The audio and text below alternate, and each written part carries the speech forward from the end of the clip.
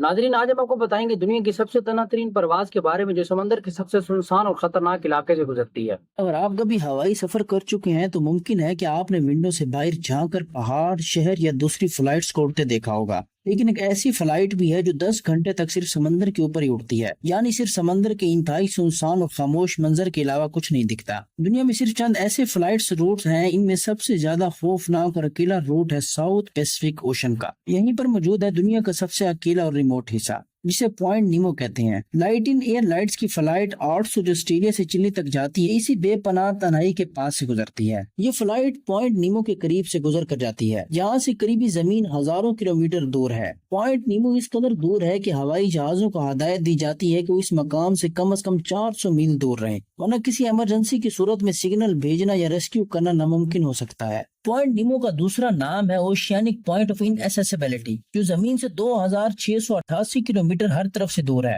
اگر کوئی پلین اس جگہ کے بالکل اوپر سے گزرے اور کسی آفت کا شکار ہو جائے تو اس کا ایمرجنسی سگنل بھی کسی ریڈار کو ریسیو نہیں ہوگا، تو نہ ہی کوئی گراؤنڈ اسٹیشن، نہ ہی کوئی ریسکیو ٹیم اور نہ ہی کوئی لینڈ ماس اتنا قریب ہوگا کہ مدد مل سکے۔ اسی لیے لیڈام ایئر لائن 800 کو بھی روٹ چوز کرتے وقت 400 میلز کا بفر رکھنا پڑتا ہے، اور اگر کوئی ایشو ہو جائے تو سب سے قریبی زمین انٹارکٹیکا ہوتی ہے، اور سب سے قریبی انسان انٹرنیشنل اسپیس اسٹیشن میں موجود ایسٹرونوس۔ آسٹریلیا کی کونٹس ایئر لائن اپنے بوئنگ 7879 ڈریم لائنر کو سڈنی سے سینٹیاگو تک اسی روٹ پر چلاتی ہے، اور یہ روٹ انٹارکٹیکا کی کوسٹ لائن سے اتنا قریب سے گزرتا ہے کہ اگر کسی ایمرجنسی میں لینڈنگ کی ضرورت ہو تو میک موڈو اسٹیشن یہ آخری آپشن ہوتا ہے، لیکن یہ اسٹیشن بھی پرماننٹلی انہیبیٹیٹ نہیں ہے۔ سردی کے موسم میں یہاں صرف 200 لوگوں کا چھوٹا سا میڈیکل یونٹ ہوتا ہے۔ سوچے اگر 300 لوگوں کا پلین انٹارکٹیکا کے بیچ ایمرجنسی میں لینڈ کرے تو ان کا کیا ہوگا؟ نہ ہی کوئی ہاسپٹل، نہ ہی کوئی پراپر سپورٹ۔